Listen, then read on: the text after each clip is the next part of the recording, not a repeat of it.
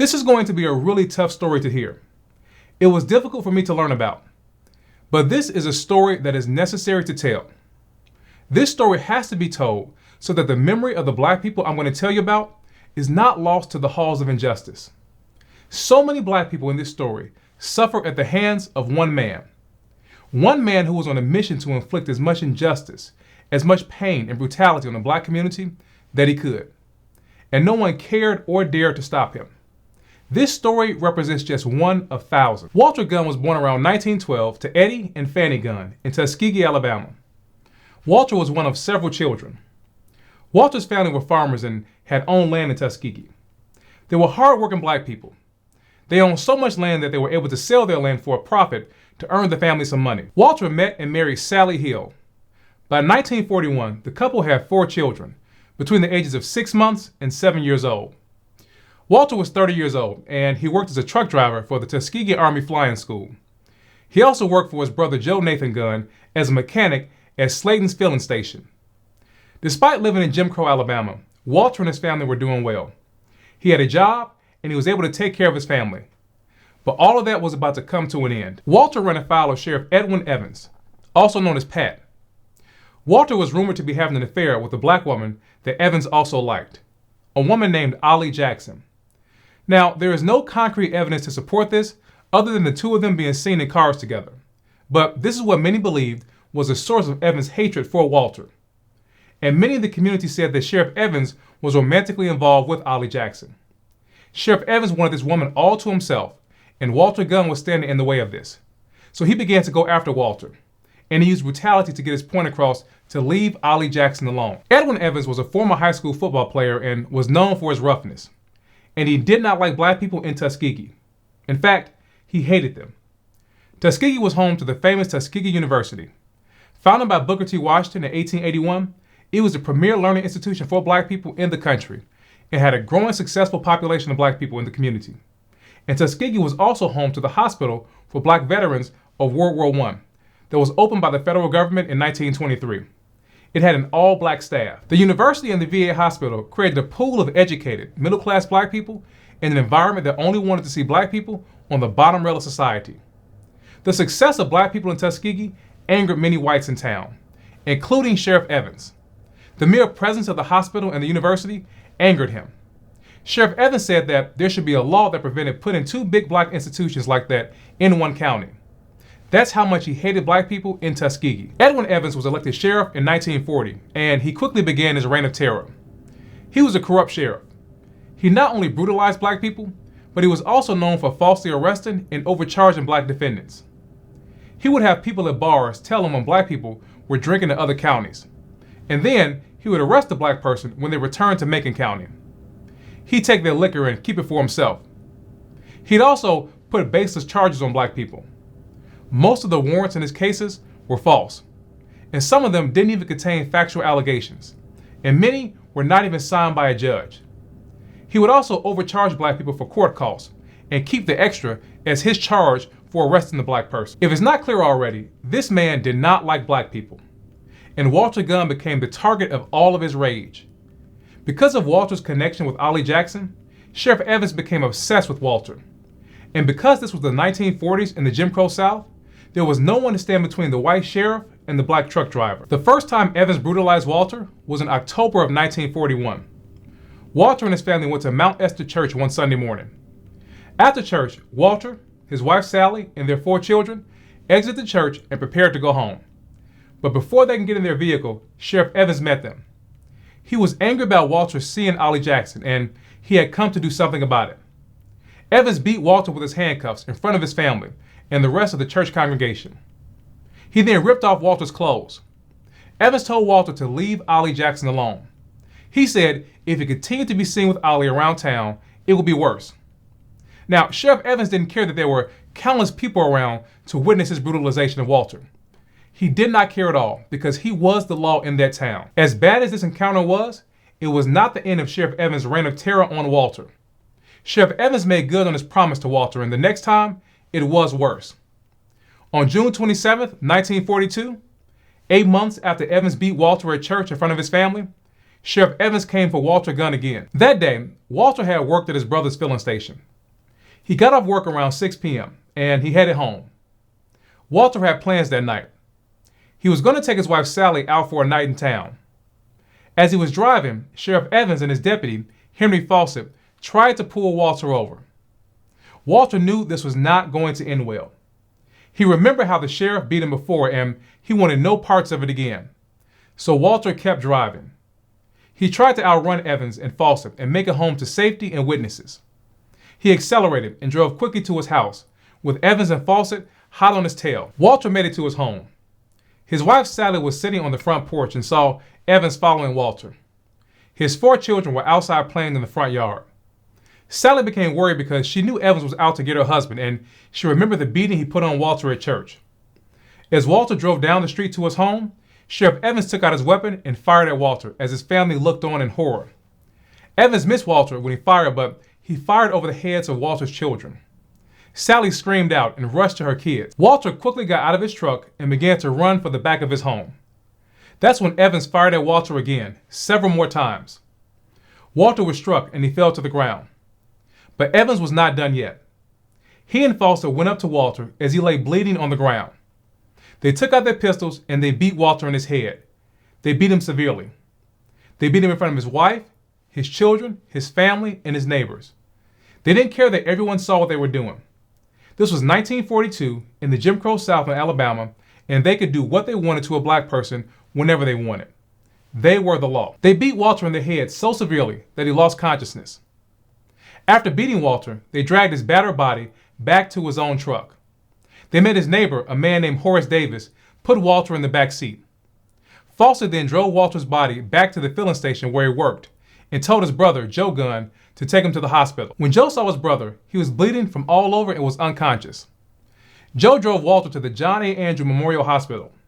This was the black hospital on Tuskegee University's campus. Walter arrived around 9 p.m. and was treated by Dr. John A. Kinney, who was the medical director and chief surgeon at the hospital.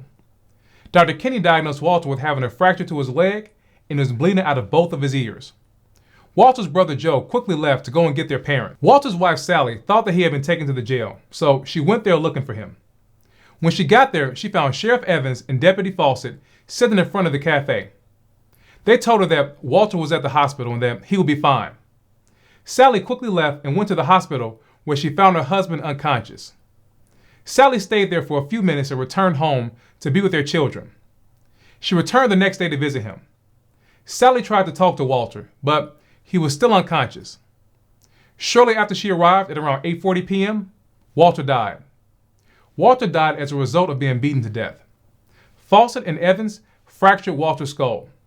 He never regained consciousness. He was beaten to death in front of his own family. What happened to Walter was absolutely horrific. He was beaten to death at his own home in front of his wife and his children and his community. Everyone knew about what happened to Walter, and black people were tired of the injustice that was being inflicted on them, and no one was doing anything about it. Black people in Tuskegee decided to act. Tuskegee University professor and civil rights activist Charles Gomillion and the Tuskegee Civil Association came together and took action. The TCA called for a full federal investigation into Walter's death. It also created a legal fund to raise money for a future lawsuit against Sheriff Evans and Deputy Fawcett. Before I move on, I have to tell you about the Tuskegee Civic Association. It's one of the most important civil rights organizations that many people don't know about. The TCA was led by Charles Gomillion. He was a sociology professor and dean of the School of Education at Tuskegee University. The TCA was committed to educating the black community on their rights. It encouraged black people to vote and challenged segregation practices that prevented black people in Tuskegee from registering.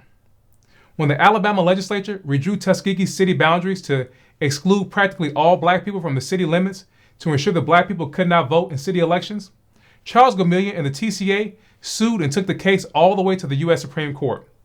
This led to the 1960 Supreme Court case, Gomillion versus Lightfoot, which ruled this to be unconstitutional. In addition to what the TCA was doing, Walter's family got the help of 2 white men, Reedy Glenn Hugley and Willie Griggs, to investigate Walter's death and help with a future prosecution. When Sheriff Evans found out what was going on, he put a stop to it. Reedy Glenn Hugley had been investigating what happened and gathering evidence. He said one day he was driven off the road by Fawcett and Evans, and they beat him in the face and stomach for involving himself in their business. Sheriff Evans' brazen behavior and brutality was shocking to some whites in Tuskegee. White leaders in Tuskegee called for action to be taken against the sheriff. Mayor Frank Carr and State Representative Henry Neal Segrist both asked Alabama Governor Frank Dixon to remove the sheriff from office.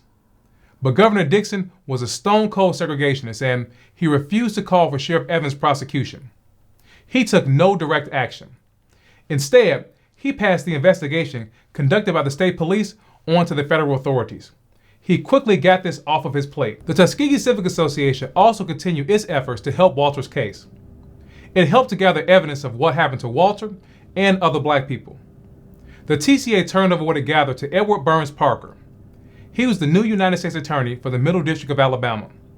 But federal authorities had already begun investigating Sheriff Evans and Deputy Fawcett. The two men had come to the attention of the U.S. Department of Justice after the FBI field office in Birmingham wrote a report about the abuse and brutality they were inflicting on citizens. A white person told a local FBI agent in Birmingham that the sheriff had been beating and brutalizing black people. This caused the FBI agent to write a report on the tip. 2 weeks later, the FBI director, J. Edgar Hoover, he forwarded this report to the Department of Justice. After reviewing it, the department ordered the FBI to officially launch an investigation into Sheriff Evans and Deputy Fawcett. The investigation began in late October 1942. The FBI talked to several witnesses about Evans and Fawcett. They spoke to a 41-year-old black man named Eugene Brown. Eugene told the FBI that he had been arrested in March of 1942 by Evans and Fawcett for allegedly stealing car tires from the filling station that he worked at.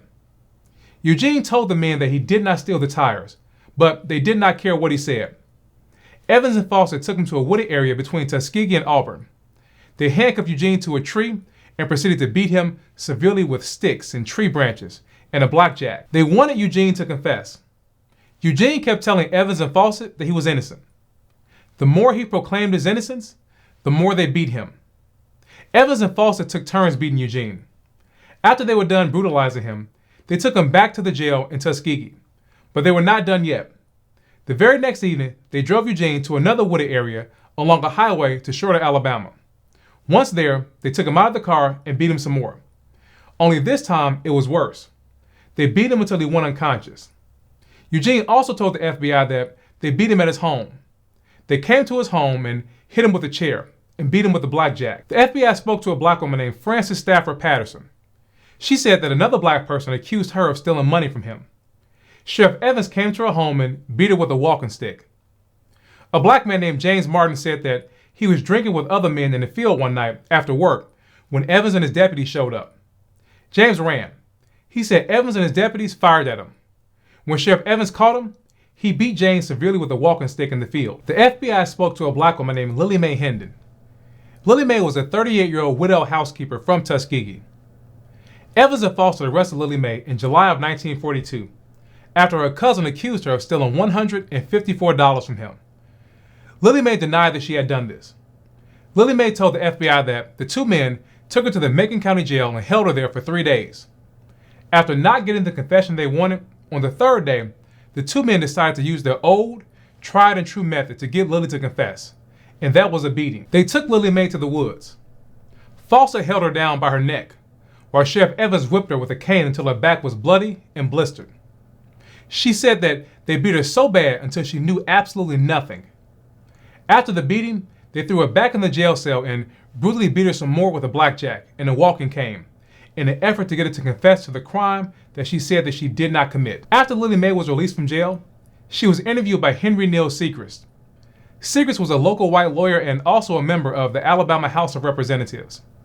He wanted Sheriff Evans gone for what he did for Walter White, and when he heard how Lily Mae was beaten by the sheriff, he invited her to his office. Several white people were present when Lily Mae recounted what happened to her, including Segrist's wife, Florida. Florida Segrist told the FBI that Lily Mae was beaten so badly that her hips looked like a battered liver. The FBI also spoke to several other white witnesses who knew of Evans and Fawcett's brutality. Dr. Murray Smith worked for the Macon County Health Department and examined Lily Mae Hendon. He told the FBI that when he saw Lily Mae, she could not sit up straight. He said that her legs and her hips had been badly beaten.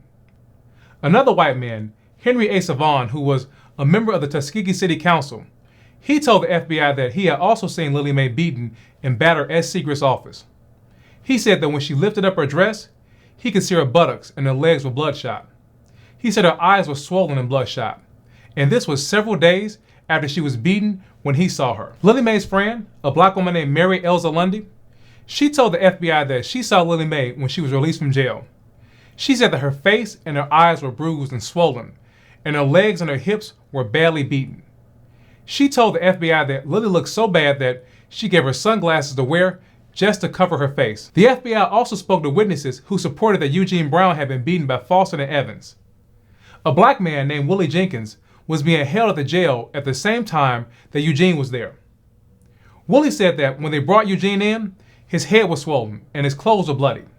He said that Eugene couldn't take anyone touching him because he was in so much pain. The FBI kept hearing the same story, and that was that Evans and his deputies were horrible and beat black people for no reason. Even the Tuskegee police chief, Clifford Thrasher, he admitted to the FBI that Evans was known for unnecessarily beating black people. But as the FBI was investigating, Sheriff Evans was doing two things. He was running for re-election, and he was harassing and intimidating anyone who spoke to the FBI. Evans and his deputies beat up witnesses who spoke to federal investigators. They impersonated FBI agents to find out who was cooperating with the federal investigation.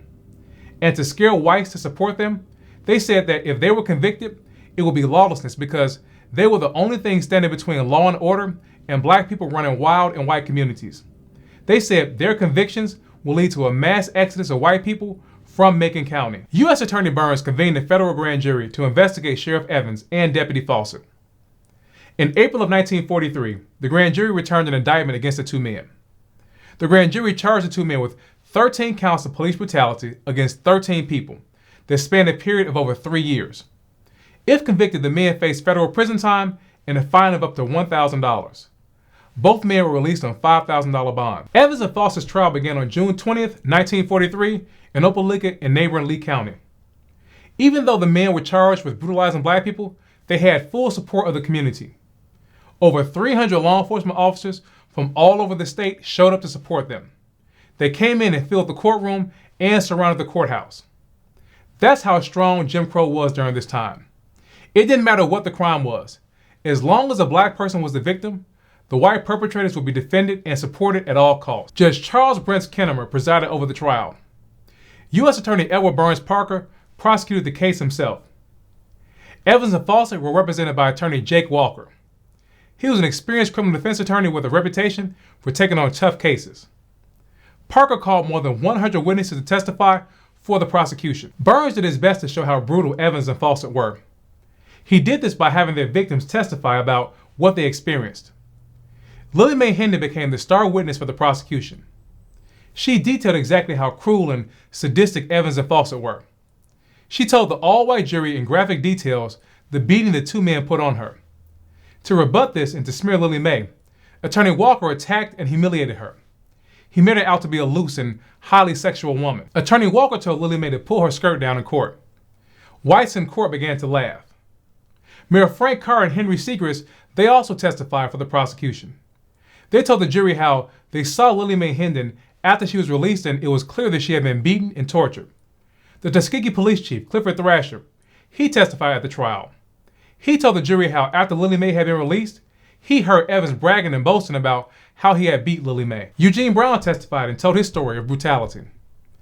Dr. Harry Winters, who treated Eugene and saw his injuries, he also testified to confirm what happened to him. And several black people who had been detained in the Macon County Jail testified how they were beaten by Evans and Fawcett while in their custody. Attorney Jake Walker called dozens of people to rebuff the prosecution's witnesses. Many of these witnesses testified about how Sheriff Evans and Deputy Fawcett were good people, and the black people who testified against them were dangerous criminals and had bad reputations. They even attacked the credibility of the two white witnesses, Reedy Hugley and Willie Griggs. Witnesses came forward to say that Reedy was a known liar and couldn't be trusted, and someone said that Willie was a known drunk. One of the other witnesses to testify for Evans and Fawcett was the tax collector from Macon County, John Hugh Reynolds. He told the jury he was present at the church when Evans allegedly beat Walter and he never saw him strike Walter or do anything to him. Of all the witnesses who testified on Evans' behalf, Reynolds was the most interesting to me, and let me tell you why. This is an interesting story and really highlights just how much injustice black people faced during this time period. Just a few years earlier in 1938, Reynolds was running for tax collector of Macon County. At the time, Charles Gamillion had helped black people in the county successfully register to vote by threatening lawsuits against Macon County to enforce the voting laws. By 1938, Gamillion and others had managed to get an additional 40 black people added to the voter rolls, bringing the total to a number of 70. This meant that black people were beginning to be a political force that could swing an election to one candidate or another. John Reynolds was running against a man named J. Hardin Howard. Both men realized that in a county of only 2,000 registered voters, 70 black voters could determine the outcome. Both men wanted the black vote. Hardin could not ask black people directly because it just wasn't him. But Reynolds was not afraid to do that. He went to the black community and spoke to each black voter face to face and asked for their vote. And he promised to protect and be a friend to black people if they gave him their vote. Reynolds won that election, and he won it because of black people. But he clearly did not keep his promise to black people. Even though he promised to be a friend to black people, he did the opposite. He came into court and he lied. He lied to support racism and injustice and brutality. You see, that's the thing about Jim Crow. He can't be trusted.